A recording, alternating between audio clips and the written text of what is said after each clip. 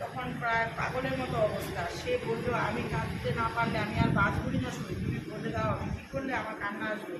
শরীরের কথা শুনে ব্রাহ্মণী খুবই চিন্তিত হয়ে পড়লো, কী বললেন কিছুই ভেবে পেলেন না। এমন সময় তার চোখে পড়লো একটু দূরে একটা চাষের ক্ষেত, সেখানে অনেকগুলো লাউ আর কুমড়ো ধরেছিল।